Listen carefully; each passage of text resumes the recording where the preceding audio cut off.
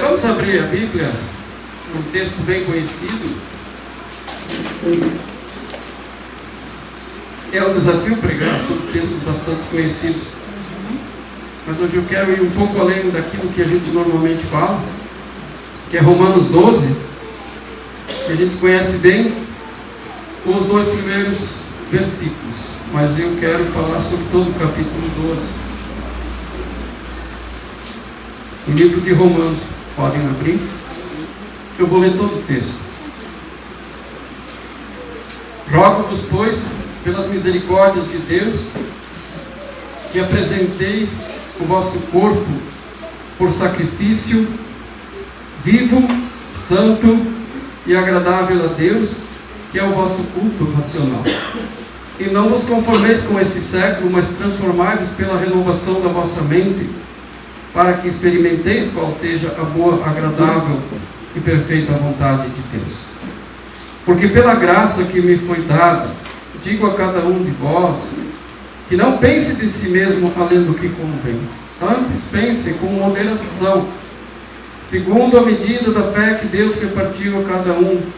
Porque assim como num só corpo temos muitos membros, mas nem todos os membros têm a mesma função, assim também nós, conquanto muitos, somos um só corpo em Cristo, e membros uns dos outros. Tendo, porém, diferentes dons, segundo a graça que nos foi dada, se profecia, seja segundo a proporção da fé. Se ministério, dediquemo-nos ao ministério. Como que ensina, esmere-se no fazê-lo. Ou o que exorta, faça-o com dedicação. O que contribui, com liberalidade. E o que preside, com diligência. Quem exerce misericórdia, com alegria. O amor seja sem hipocrisia. Detestai o mal, apegando-vos ao bem. Amai-vos cordialmente uns aos outros com amor fraternal, preferindo-vos em honra uns aos outros. No zelo, não sejais remissos. Sede fervorosos de espírito, servindo ao Senhor. Regozijai-vos na esperança.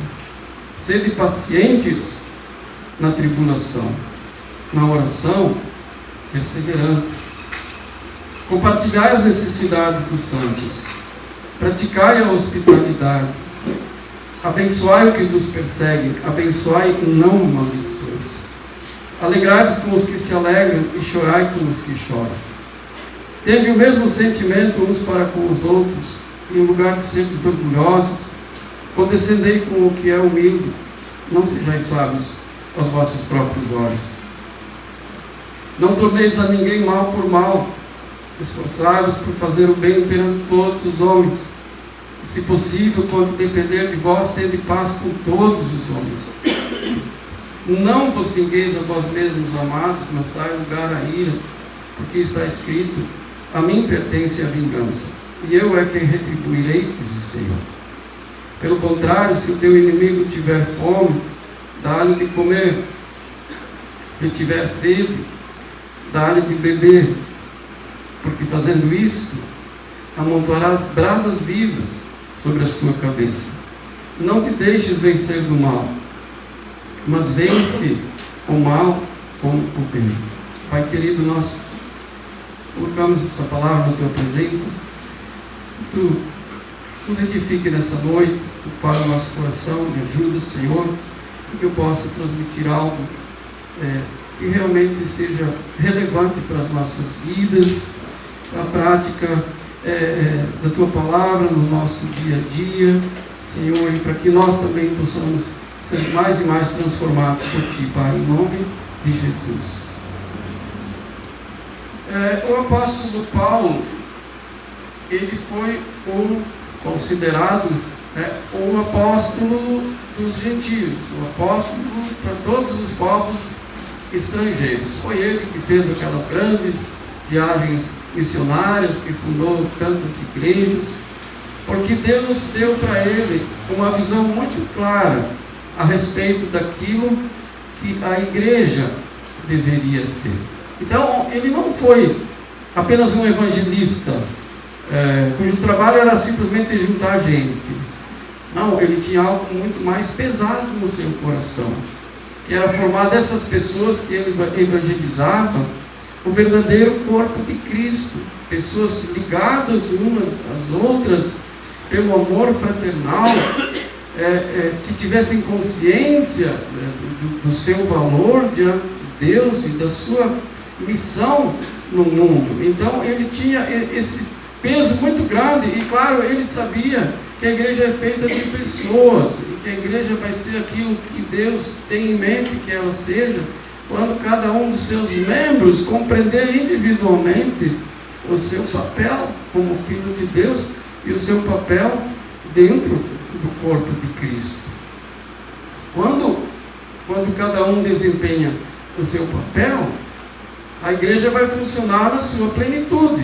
Quando, digamos, num número de 30, 40, 50 ou 100, 5%, 7%, 10% cumprem o seu papel, a gente nunca vai alcançar a plenitude como igreja. E às vezes essa é a razão pela qual nós temos tantas queixas a respeito da igreja.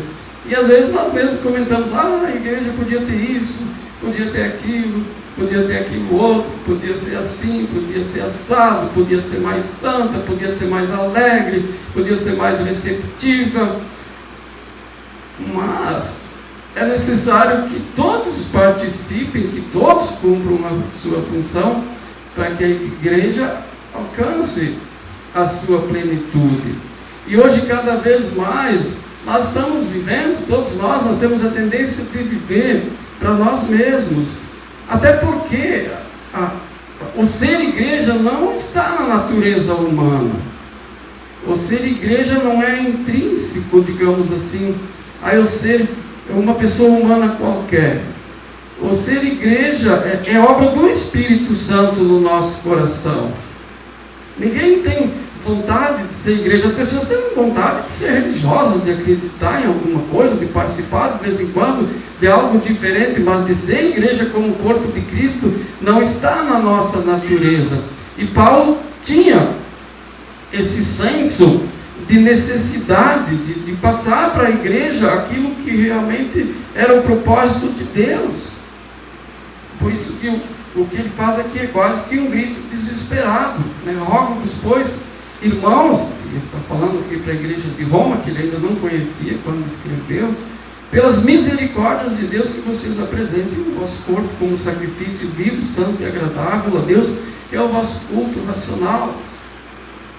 E não vos conformeis, não tomem a forma deste século, mas sejam transformados pela renovação da vossa mente, para que vocês possam experimentar então o que Deus tem de bom realmente para vocês, né? Boa, agradável e perfeita vontade de Deus. Quando nós nos convertemos, eu preguei lá no retiro, no Acampaiol 2017, na primeira noite, a respeito da conversão. Quando nós nos convertemos verdadeiramente, nós entendemos a gravidade da nossa condição, que nós estamos perdidos sem Cristo, que nós somos pecadores diante de um Deus santo.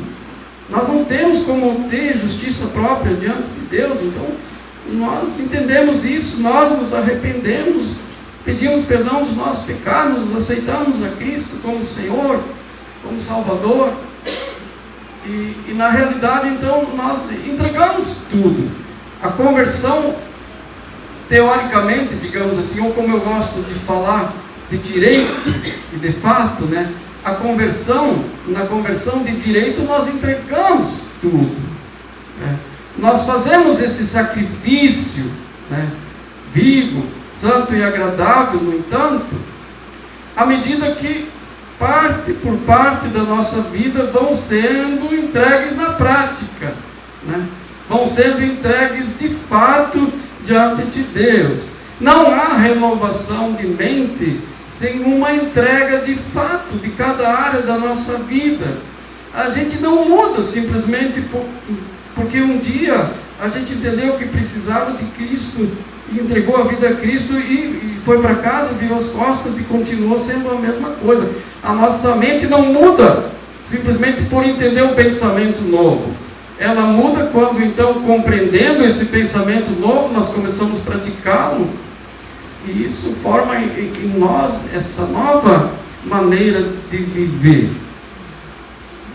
Então, o que acontece ao longo do tempo que nós vamos seguindo Jesus? Ele vai preparando situações e permitindo situações na nossa vida, através das quais Ele vai nos testando, para ver se nós realmente entregamos tudo ou não.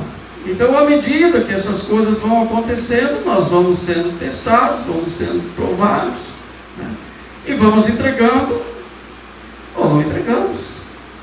Mas à medida também que nós não entregamos, nós não somos transformados. Precisamos ser transformados pela renovação do nosso entendimento. Agora, isso significa na prática que, então, tendo compreendido que é diferente, eu começo a agir diferente. E esse, na verdade, é um processo difícil, que ele leva tempo e que só acontece naquelas pessoas que permanecem no caminho, que se converteram de verdade e que agora decidem seguir a Cristo. Então, à medida que as coisas vão acontecendo, elas vão se dando conta de essa área ainda eu estou no comando, essa área ainda eu estou fazendo a minha vontade. Então, tá, Senhor, tem que entregar essa área. Agora, entregar não é só na cabeça, entregar é entregar realmente. E assim nós vamos progredindo. Eu acho legal aquele texto que tem lá no começo da Bíblia, no capítulo 5, 24 de Gênesis, que diz: andou Enoque com Deus e já não era, porque Deus o tomou para si. Então, na verdade, a vida cristã não é nada mais, nada menos do que esse exercício contínuo de entrega, entrega, entrega, no nosso andar com Deus, até que um dia a gente está pronto para partir. E daí Deus diz o seguinte: agora o armando está pronto, a gente não pode partir para a eternidade antes desse tempo. Então há urgência, às vezes, de que essa transformação aconteça, porque assim é que nós vamos ser libertos, assim é que nós vamos crescer espiritualmente. Então o apóstolo Paulo fala no início desse capítulo a respeito dessa necessidade de entrega, mas daí ele passa a falar a respeito do modo como essa entrega vai acontecendo. E a primeira entrega que ele fala ali é a entrega do conceito próprio, daquilo que eu penso a respeito de mim mesmo. Eu me converti, tudo bem, eu estou disposto a pensar diferente a respeito de mim mesmo. Eu estou disposto a mudar o conceito que eu, nesses anos todos, vivendo fora da vontade de Deus, levantei no meu interior a respeito de mim mesmo. Então ele diz, no verso 3, porque pela graça que me foi dada, digo a cada um dentre vós, que não pense de si mesmo além do que convém, antes pense com moderação, segundo a medida da fé que Deus repartiu a cada um. Nós somente podemos renovar nossa mente quando estivermos dispostos a abrir mão daquilo que nós pensamos a respeito de nós mesmos. E se há uma coisa na qual nós nos agarramos, é a respeito do nosso conceito próprio. Isso é muito complicado. Nós precisamos compreender que esse conceito que nós temos de nós mesmos, ele foi formado ali fora, no mundo, com base em outras informações, com base em outros valores, com base em outros conceitos. E agora, se nós entramos no reino de Deus, nós precisamos pensar a respeito de nós mesmos, segundo o padrão da palavra. E nós precisamos então admitir: eu pensei errado a respeito de mim mesmo, eu achei que eu era uma coisa, mas eu sou outra. Claro, existem duas questões aqui, que normalmente deturpam, digamos assim, o nosso conceito ali fora. é que nós pensamos pouco demais. Nós temos um conceito muito fraco, muito ruim a respeito de nós mesmos. Ou nós temos um conceito elevado demais, então nós não conseguimos encontrar um equilíbrio. Ele diz: pela graça que me foi dada, digo a cada um de vós, que agora é convertido, que agora entregou a vida a Jesus, que agora está servindo a Deus, que não pense de si mesmo além do que convém. Antes pense com moderação, segundo a medida da fé que Deus repartiu a cada um. Diante da luz da palavra, eu preciso ter a humildade de admitir aonde eu penso errado a respeito de mim mesmo. E muitas coisas talvez estejam certas, mas é errado pensar a respeito de mim mesmo de uma forma depreciativa demais. Porque uma coisa é ser humilde, outra é tu ter um complexo de inferioridade. E é errado, lógico, pensar além do que convém. Para quem pensa pouco de si mesmo, para quem se deprecia e já entregou a sua vida a Jesus, tem um texto de 1 João, capítulo 3, verso 2, que diz: amados, agora somos filhos de Deus, e ainda não se manifestou o que haveremos de ser. Sabemos que quando Ele se manifestar, seremos semelhantes a Ele, porque haveremos de vê-lo como Ele é. Então, nós temos valor em Deus. E para quem não entregou a sua vida a Cristo ainda e vive esse sentimento de inferioridade, muda essa realidade. Entrega a tua vida a Cristo. Porque então tu tem uma esperança grande no teu coração, que tendo se tornado filho de Deus, ainda existe uma perspectiva de glória lá na frente, que nós vamos ser semelhantes a Ele. Essa é a grande promessa. Lá em Romanos 8:29 fala a mesma coisa. Esse é o desejo de Deus. O diabo tem tentado nos fazer parecidos com Ele, e nós precisamos nos levantar contra isso, nós precisamos nos revoltar contra isso. O diabo está fazendo com as pessoas ali fora que elas queiram ser parecidas com Ele, e é por isso que existe tanto vício, tanta prostituição, tanta depressão, tantas pessoas completamente perdidas, loucas, más, cruéis, porque o diabo tem conseguido, e nós às vezes não temos conseguido dizer para o Filho de Deus que ele tem valor, porque ele é Filho de Deus, e que nada pode nos separar do amor de Cristo. Então, se tu entregou a tua vida a Jesus, não precisa ter complexo de inferioridade. Um dia tu vai ser semelhante a Ele. Já falei sobre isso. Não te avalia pelo padrão do mundo, porque Deus vê o coração. A verdadeira beleza, o diabo tenta esconder. Mas para quem pensa demais sobre si mesmo, é um problema também sério. Aliás, eu creio que este é mais sério. Porque aquela pessoa que pensa pouco de si mesmo, normalmente ela tem a capacidade de ser mais humilde. Mas se ela não conseguir sair desse poço, dessa prisão, ela não vai conseguir ocupar o lugar dela no corpo de Cristo. E às vezes Deus pode ter uma obra muito grande para uma pessoa que se acha pequena demais. Jeremias, quando foi chamado, ele disse: eu não passo de uma criança, não consigo fazer isso, Senhor. E Deus disse: não diga não passo de uma criança, porque aonde eu te mandar tu vai, e o que eu te disser para falar, tu vai falar. O poder de Deus se aperfeiçoa na fraqueza. O grande problema dessas inferioridades é que elas não permitem que a gente assuma o nosso lugar no corpo de Cristo. E é por isso que às vezes a igreja não funciona direito, porque alguém acha que não pode fazer, mas no poder de Deus pode. Agora, a questão da soberba é um problema muito sério. Provérbios 16, 18 fala o seguinte: a soberba precede a ruína, e a altivez de espírito a queda. Precisamos cuidar. Um cristão orgulhoso, ele sempre vai fracassar na obra de Deus, mais cedo ou mais tarde ele vai fracassar. O cristão tem que ser humilde, ele tem que ter uma consciência equilibrada a respeito de si mesmo. E o problema é que não somente ele vai fracassar, normalmente a pessoa orgulhosa, ela causa sempre um grande estrago no reino de Deus. Ela já causa um estrago terrível no mundo, mas no reino de Deus é ainda pior. Eu gostaria de ler dois textos aqui que eu anotei, um em Provérbios 6, que eu e Simone estávamos lendo essa semana, estava no devocional desses. Provérbios 6, 16 a 19.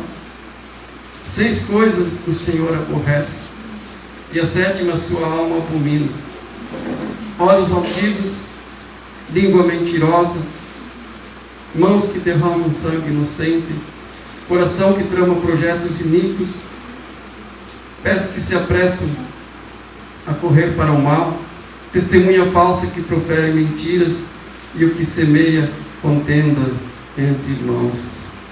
Então, mas a primeira coisa que é colocada aqui é olhos altivos. Nós somos todos iguais no corpo de Cristo. Deus não quer olhares altivos. Nós temos que cuidar com isso. O conceito que eu tenho muitas vezes não transparece, mas é de mim mesmo.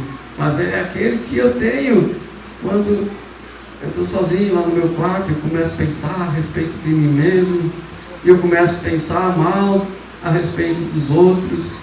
Esse é o verdadeiro conceito. Então, cuidado, quando tu fala contigo mesmo, lá é que vai se revelar aquilo que tu pensa a teu respeito. Mas a palavra então nos admoesta. A primeira coisa que nós precisamos fazer para renovar a nossa mente é entregar então a nossa vida a Jesus, e no segundo momento compreender aquilo que nós pensamos a respeito de nós mesmos. Porque se nós não estamos dispostos a mudar o nosso conceito sobre nós mesmos, nós não vamos progredir na fé, nós não vamos ter uma mente renovada. Nós, na verdade, estamos resistindo àquilo que Deus nos pede, de entregar os nossos corpos. Ali a palavra é sômato, que é o corpo no seu integral, é tudo aquilo que nós somos, não é o nosso corpo físico somente, mas é todo o nosso ser. Eu acho legal aquela oração que o salmista faz no Salmo 139, 23, 24, um texto conhecido, que ele diz: sonda, meu Deus, conhece o meu coração, sonda os meus pensamentos, vê se há em mim algum caminho mau, e guia-me pelo caminho eterno. É isso que renova a mente, não como aquele fariseu lá em Lucas 18, estava lá no altar, diz: obrigado, Senhor, porque eu não sou como aquele publicano, pecador, porque eu dou dízimo de tudo que eu ganho, eu jejuo 2 vezes por semana. E o outro coitadinho lá batendo no peito e dizendo: Senhor, eu não sou digno de estar na tua presença. E Jesus pergunta: claro, quem voltou para casa justificado? Aquele que foi humilde. Deus ama a humildade de espírito. Amém? A segunda questão é a entrega do meu conceito por causa daquilo que eu sou, por aquilo que eu sou no corpo de Cristo propriamente, dentro da igreja. Aqui no verso 4 ele diz: porque assim como num só corpo temos muitos membros, mas nem todos os membros têm a mesma função. Continuando no 5, assim também nós, porquanto muitos, somos um só corpo em Cristo, e membros uns dos outros. Então, o lugar que eu ocupo no corpo de Cristo, na igreja, seja qual for esse lugar, se eu sou o pastor, ou sou aquele o último que sai e fecha a porta, ou a pessoa que fez a faxina, ou que colocou o papel higiênico lá no banheiro, nós somos corpo de Cristo. O meu lugar, o cargo que eu ocupo, não me torna mais e nem menos importante, pois é apenas o meu lugar, a minha responsabilidade. Amém? Amém. Eu não posso renovar a minha mente se eu não compreender isso.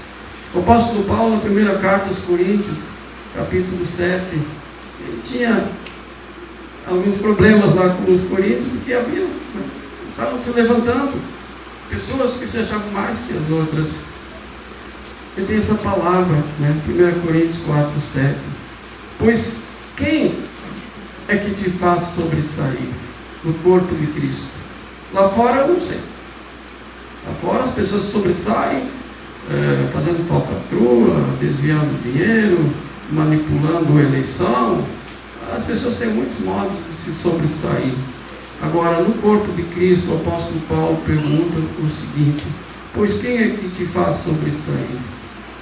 E que tens tu que não tenhas recebido?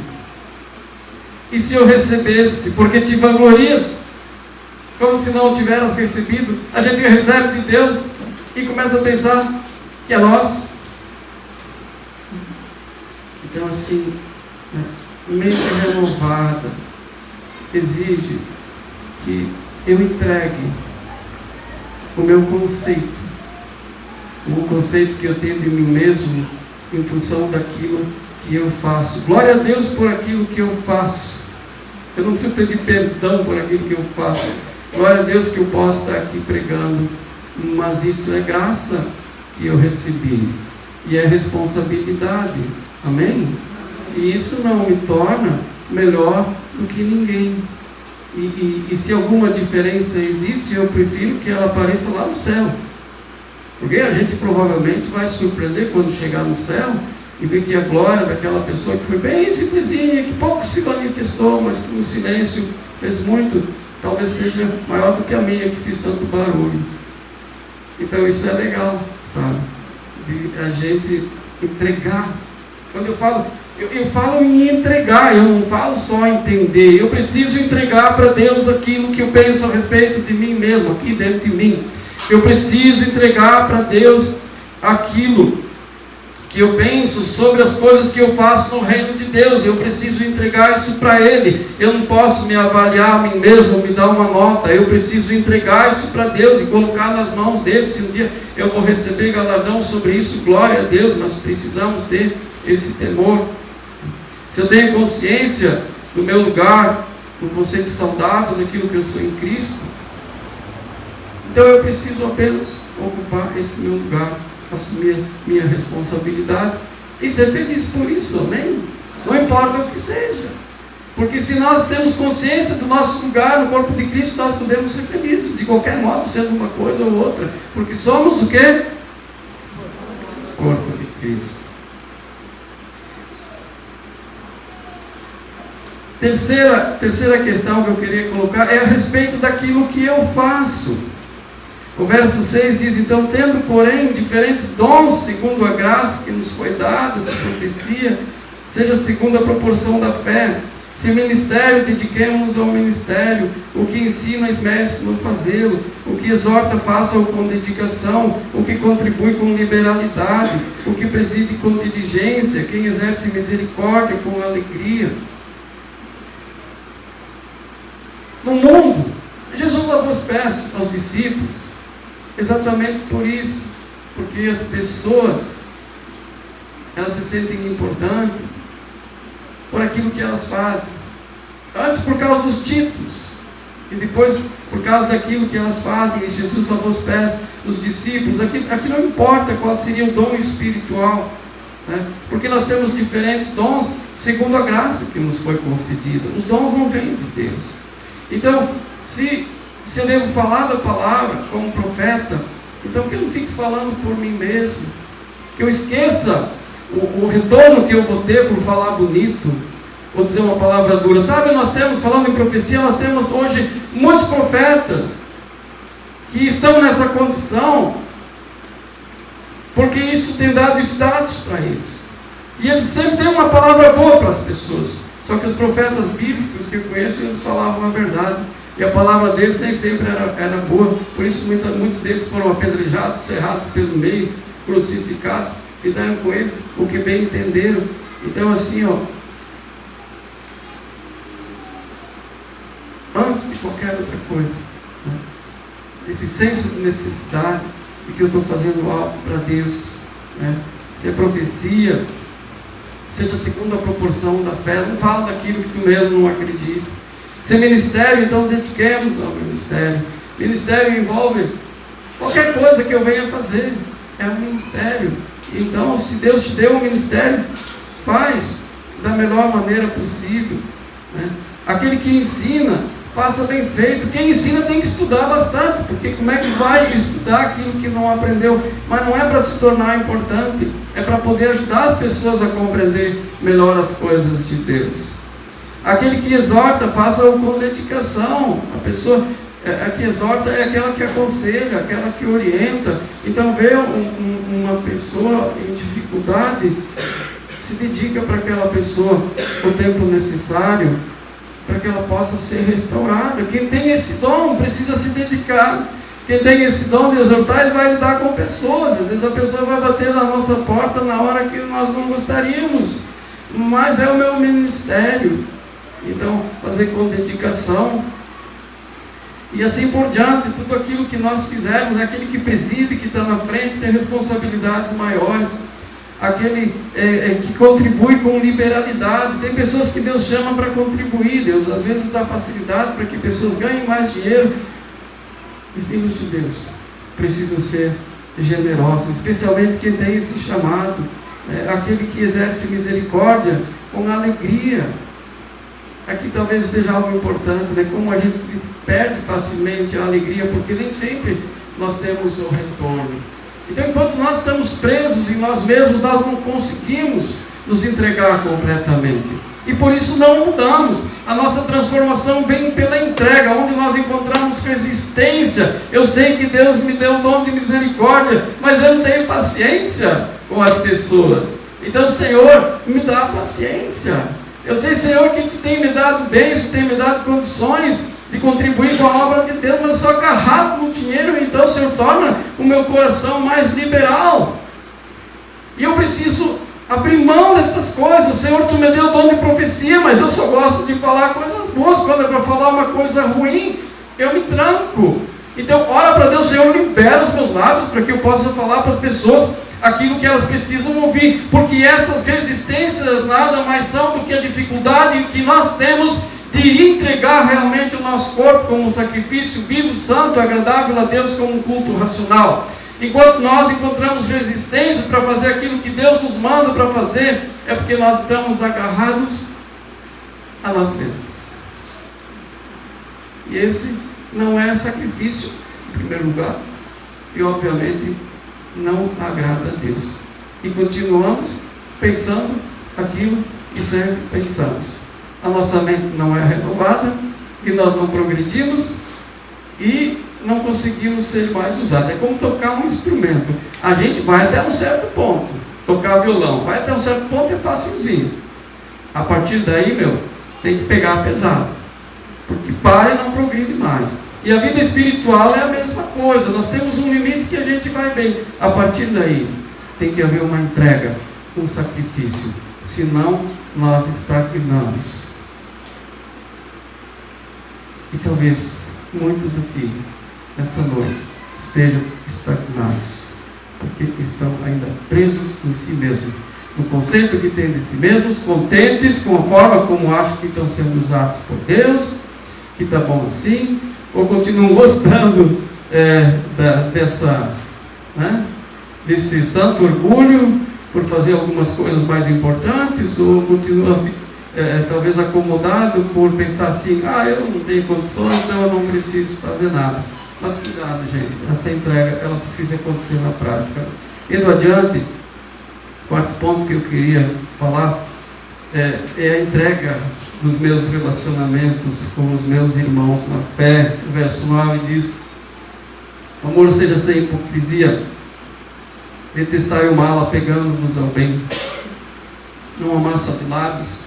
Muitas vezes nós temos que entregar o nosso sentimento. Vou lá e dar um abraço na pessoa, digo, bem-vindo, meu irmão, que bom te ver, mas no fundo não é assim. Coloca para Deus, diz, porque esse sentimento, ele é meu irmão na fé, eu não quero continuar sentindo isso, eu preciso entregar esse sentimento nas tuas mãos, eu não posso continuar sendo hipócrita.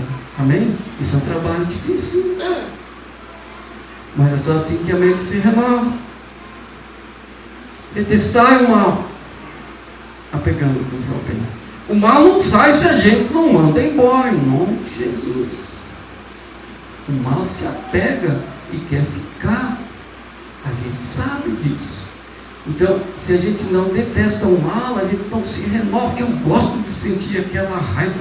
Eu gosto de ficar nervoso. Eu gosto. Não, eu tenho que odiar. Porque isso não traz fruto nenhum. Eu gosto de sentir aquele rancor. Mas eu gosto. Eu fico alimentando aquilo de manhã, de tarde, de noite, e fico pensando, tem que detestar, senão a mente não renova, amém? É tão simples o que eu estou falando, mas é verdade, se não detestar, ele não vai embora. Aliás, tu não manda embora aquilo que tu não detesta. Eu tenho sido exercitado muito por Deus nessa questão da entrega. Tem coisas que se eu não entrego, eu não mudo.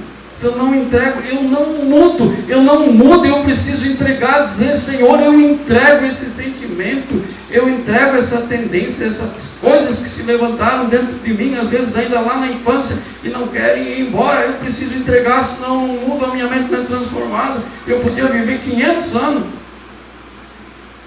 e seria ainda a mesma pessoa. Detestar o mal, apegando-nos ao bem, amém? O verso 9, o verso 10 diz: no zelo, não sejais felices. Quer dizer, o 10: amai-vos cordialmente uns aos outros com amor fraternal, preferindo-vos em honra uns aos outros. O verso 13 diz: compartilhai as necessidades dos santos, praticai a hospitalidade. O verso 16 diz: tende o mesmo sentimento uns para com os outros, em lugar de seres orgulhosos, condescendei com o que é humilde, não sejais sábios aos vossos próprios olhos. E daí cai também na questão do conceito próprio ou da soberba. Mas enfim, os nossos relacionamentos, eles têm que ser sinceros, amém? E o mandamento que nós temos é o quê? O amor. Então precisamos ir jogando fora essas coisas que atrapalham tanto o nosso crescimento, a nossa transformação, a renovação da nossa mente. Se nós entendêssemos ao menos o estrago que isso faz, mas assim, entrega tudo aquilo que está atrapalhando a obra de Deus na tua vida. Nós precisamos entregar os nossos relacionamentos para que nós possamos crescer como pessoas, sabe? Nós vivemos no tempo, eu e a Simone estávamos comentando essa semana, e se a gente lê um pouco desses artigos que saem sobre autoestima, enfim, coisas mais ligadas hoje a essa psicologia da autoajuda, do amor próprio, nós não somos mais ensinados a amar uns aos outros, nós somos ensinados a nos proteger. Se a pessoa está te prejudicando, cai fora. Mas a Bíblia diz que eu tenho que amar. Como se mantém relacionamentos, vínculos numa igreja, se nós todos começamos a simplesmente a nos proteger uns dos outros? A Bíblia diz que nós temos que nos suportar uns aos outros, temos que procurar nos amar de alguma forma, porque a orientação que tu recebe hoje, se tu vai num consultório psicológico, tu está com um problema com teu marido, com a tua esposa, cai fora, meu amigo. Se a pessoa está te fazendo mal, cai fora. Mas não é isso que Deus nos diz. Se tu tem problema na tua igreja, para que tu vai te incomodar? Procura outra. Mas não é isso que a palavra diz. Nós precisamos entregar os nossos relacionamentos. Sabe?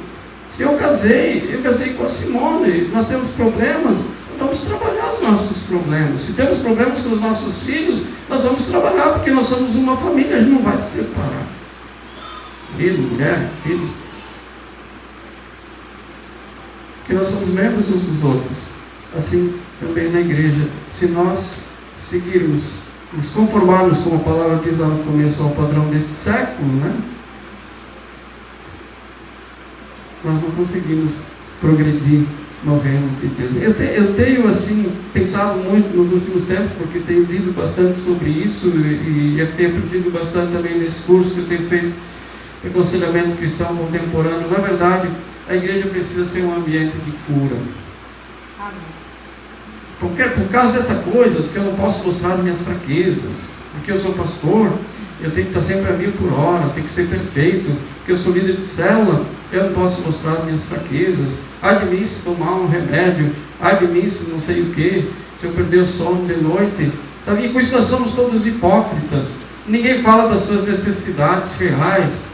E é isso que nos deixa mais doentes ainda. Nós precisamos ser uma comunidade de cura. Somos corpo de Cristo. Temos que ter unidade, somos todos humanos. Ninguém é mais do que ninguém. Ninguém é mais importante do que ninguém. Há fases que estamos bem, há fases que estamos mal. E quando nós estamos mal, nós precisamos da ajuda dos irmãos. Se eu não tenho coragem de pedir ajuda em oração ou de qualquer outra forma a respeito de uma necessidade que eu tenho, como eu posso dizer que sou membro do corpo de Cristo, que a palavra diz: se um sofre, todos sofrem, e ninguém fica sabendo do meu sofrimento? Isso é impossível, é impraticável. Nós temos que nos tornar mais humildes, nós temos que entregar esses pensamentos errados diante de Deus, nos arrepender e pedir perdão, para que nós possamos ser curados dos nossos relacionamentos, que nós possamos nos ajudar, nos alegrar uns com os outros, sofrer uns com os outros. Ninguém aqui é salvador de ninguém, nós somos todos pecadores perdidos, só somos salvos pela graça de Deus. Então ninguém precisa ficar pensando que é alguma coisa, porque não é. E se eu recebi mais, então eu tenho uma responsabilidade maior. Isso não é vantagem, às vezes é um peso que a gente carrega, mas não importa, é o meu lugar e vou cumprir a minha função. E quando cada um faz a sua parte, nós vamos ser felizes. Nós precisamos criar um ambiente de liberdade para sermos pessoas transparentes e compartilhar nossas necessidades reais, as dores do nosso coração, as nossas fraquezas. Romanos 8,19 tem um texto que eu acho lindo, que fala: a ardente expectativa da criação aguarda a revelação dos filhos de Deus. Gente, o mundo quer ver uma igreja de verdade, uma igreja de pessoas de carne e osso, amém? Que estão querendo se aperfeiçoar, que tem coragem de abrir mão de tanta besteira, de se achar que é muito, o que é pouco, e simplesmente depender de Deus, né? E viver, procurar viver em unidade e ser feliz. É isso que nós precisamos, é isso que Deus quer de nós. Essa é uma igreja que vai atrair as pessoas. A ardente expectativa da criação guarda a revelação dos filhos de Deus. Todo mundo quer ir para um lugar onde ele possa se sentir humano,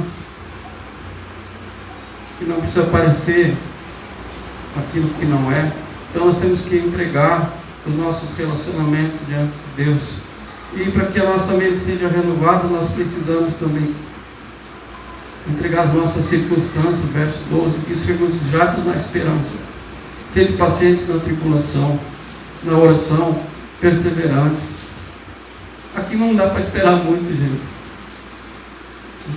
Esse mundo não dá para esperar muito.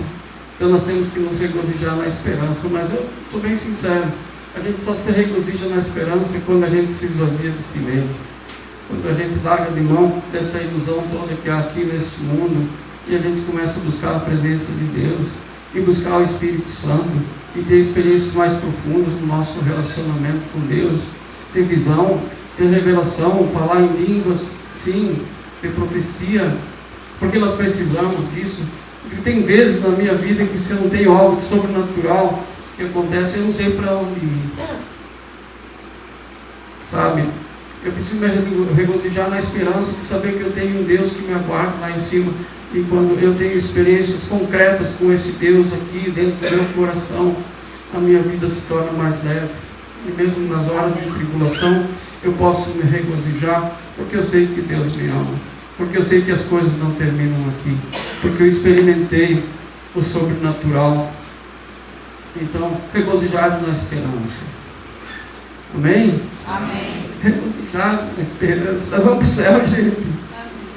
Isso não é pouca coisa, né? Então, podemos ser pacientes na tribulação. Vai passar. Na pior das hipóteses, vai durar uns 50, 60 anos, hein? No meu caso, já vai passar. Vai passar, né?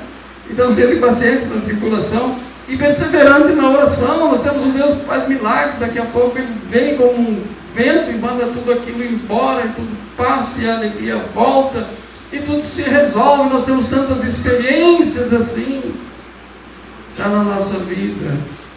Então vamos ser pacientes na tribulação, na oração, perseverantes. Eu falei sexta-feira sobre o Salmo 23. Sabe, nós queremos estar no controle, mas nós não estamos.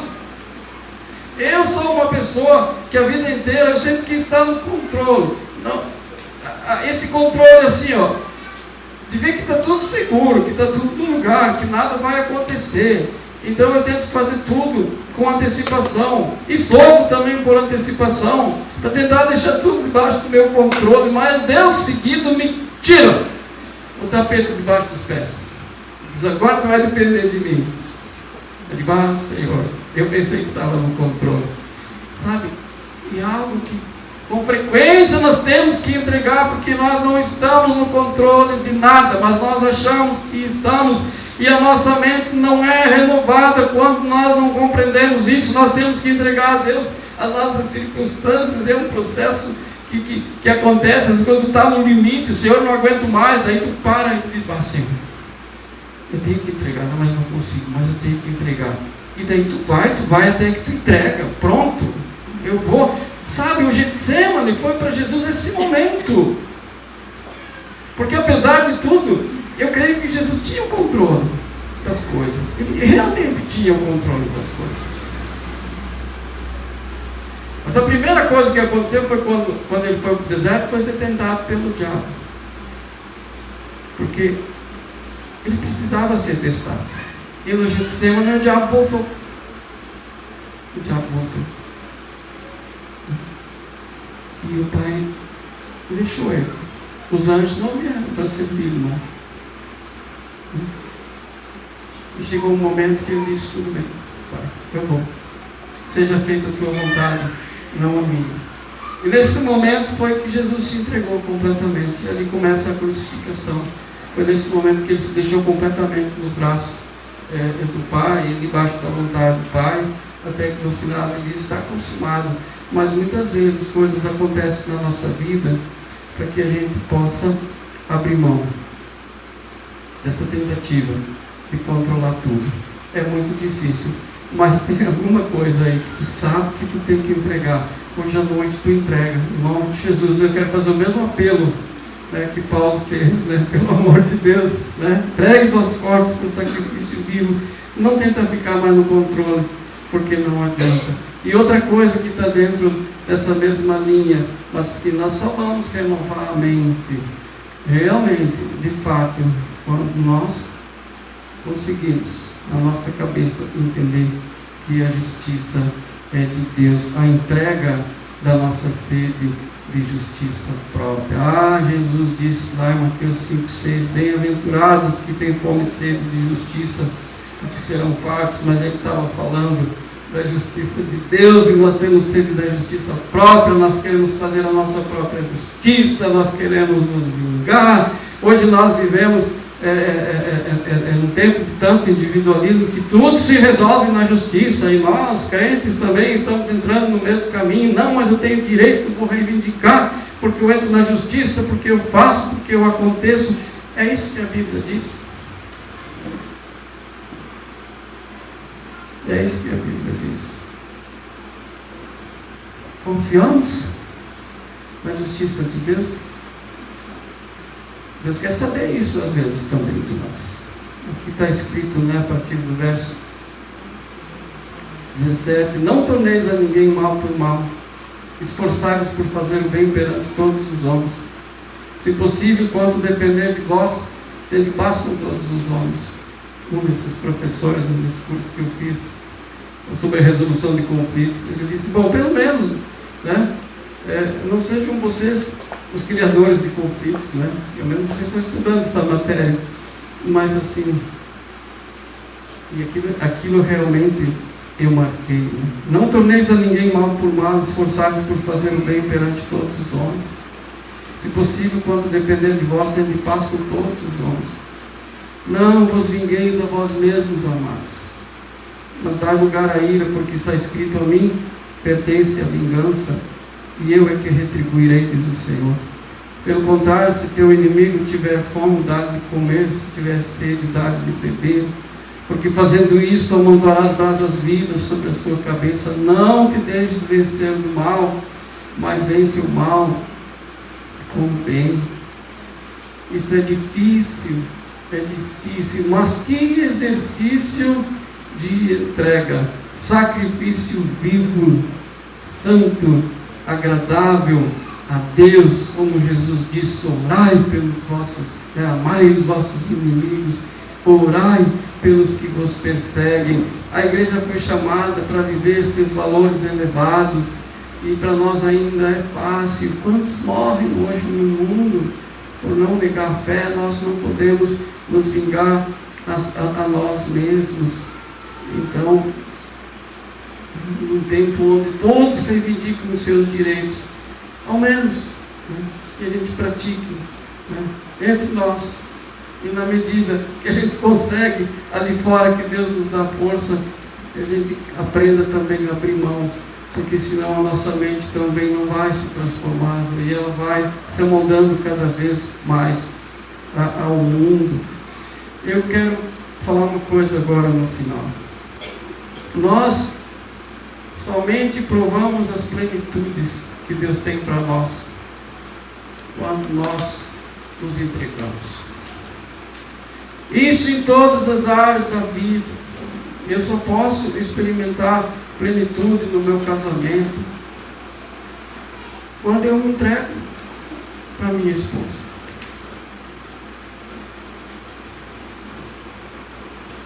Não tem outro jeito, sabe? Nós temos que nos render às coisas que Deus colocou na nossa vida.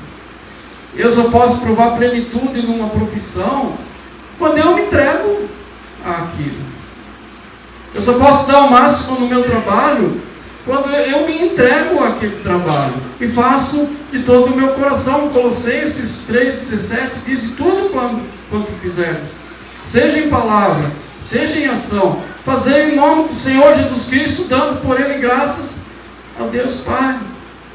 Eu só provo plenitude quando eu me entrego. E quando eu fico resistindo, eu fico na metade do caminho e não provo nada, sabe? Então, se eu me entreguei a Jesus, eu tenho que me entregar realmente, todo o meu ser. Isso a gente canta: todo o meu ser, tudo que sou. Mas se eu quero plenitude, eu tenho que me entregar. Se eu quero a plenitude de mim mesmo, eu tenho que entregar esse conceito que eu tenho de mim mesmo. Se eu quero encontrar a plenitude nas coisas que eu estou fazendo, eu tenho que entregar aquilo que eu estou fazendo e fazer para o Senhor, sem esperar que as pessoas reconheçam ou não reconheçam, porque senão eu paro no caminho. Se eu quero encontrar plenitude na minha igreja, eu preciso me entregar à igreja, aos irmãos.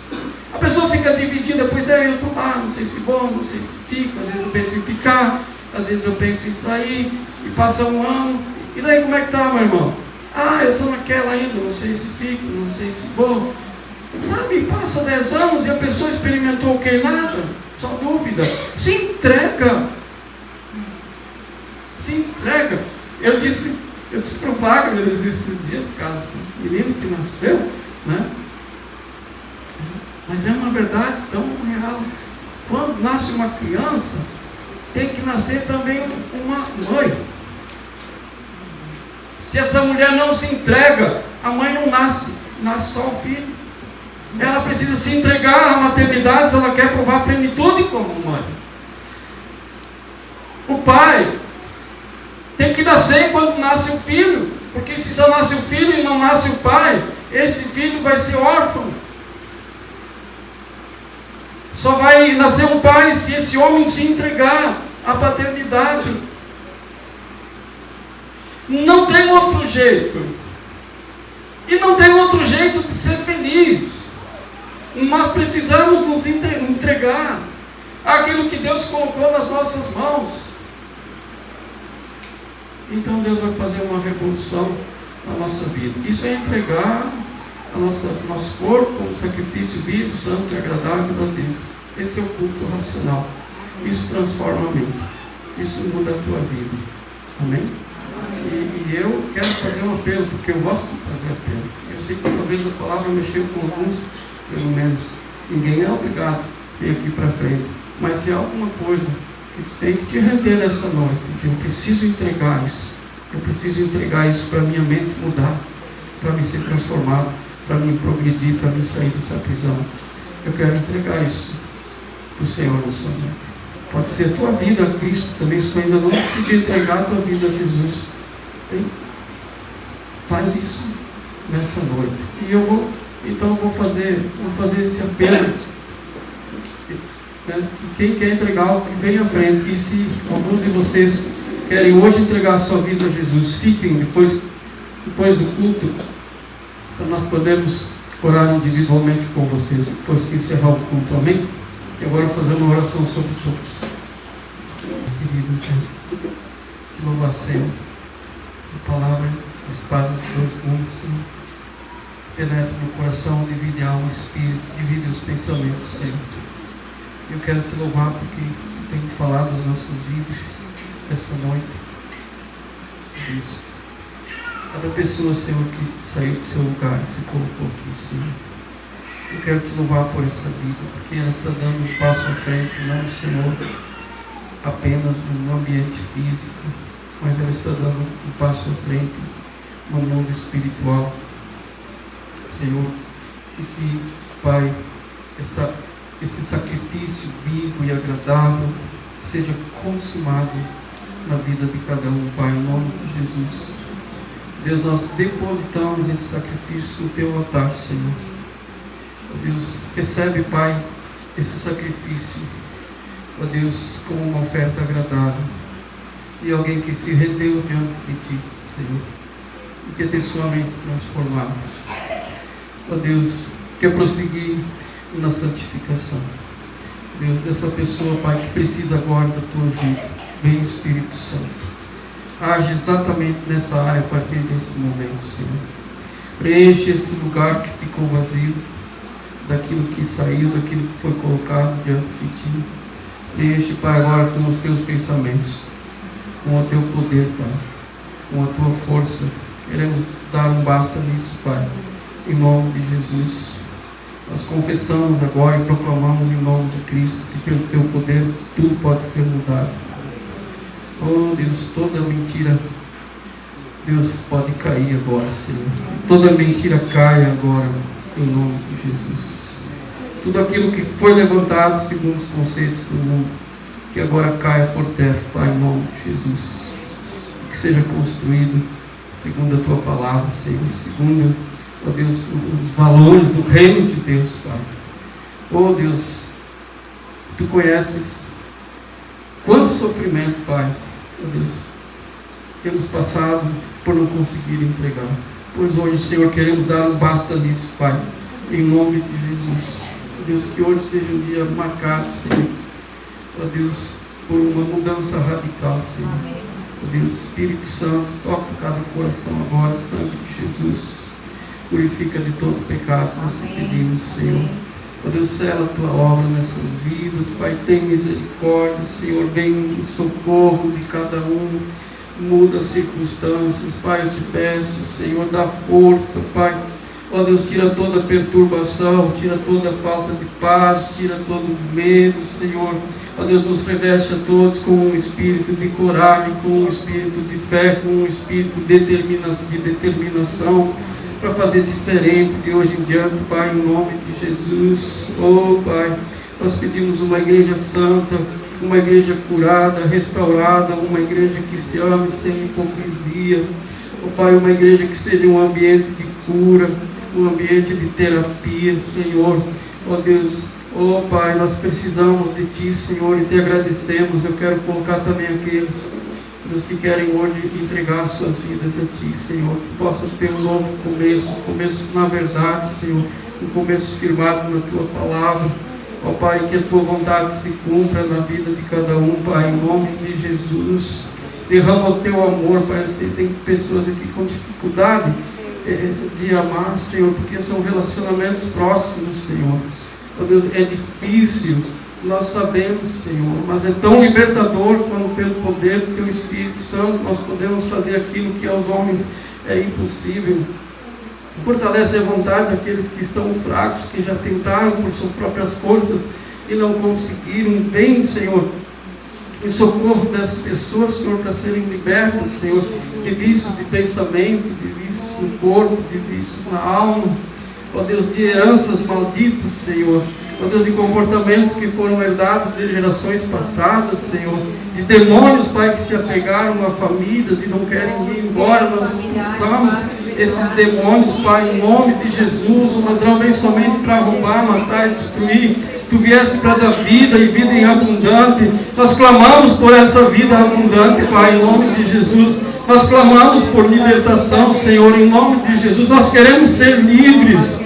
Pai, nós proclamamos no mundo espiritual: se o Filho vos libertar, verdadeiramente sereis livres. Queremos ser livres em nome de Jesus, de tentações, Pai, de compulsões, Pai, em nome de Jesus. Liberta das compulsões, Pai. Ó Deus, Pai, que nós possamos viver, Senhor, ó Deus, amparados, Senhor, pela Tua graça. Liberta de remédios, Pai, em nome de Jesus. Ó Pai, muito obrigado, Senhor. Obrigado porque Tu falaste nos nossos corações, ó Deus, nos dá experiências contigo, Pai. Eu peço em nome de Jesus que talvez essa pessoa que não consegue Te amar de verdade, porque nunca teve uma experiência, dá uma experiência para essa pessoa, Senhor, que ela possa ter um sonho onde ela Te compreenda, Senhor, ó Deus, que ela possa ter revelações, Senhor, que vem de Ti, que ela possa ter uma experiência de falar em línguas, Senhor, ó Deus, enfim, Pai, uma alegria profunda, ó Pai, como ela nunca sentiu, um amor como ela nunca sentiu, talvez por aquela pessoa que ela não consegue amar. Traz algo sobrenatural na vida dessa pessoa. Eu quero Te pedir, Senhor, ouvimos há poucos dias que Tu iria nos surpreender. Nós queremos, Pai, que Tu realmente nos surpreenda, Pai, com coisas novas, com o sobrenatural em cada vida aqui, Pai. Eu Te peço, nós não conseguimos viver sem o sobrenatural, porque Tu é um Deus sobrenatural. Toca essas vidas, Pai, com o Teu poder, em nome do Senhor Jesus. Amém, Senhor.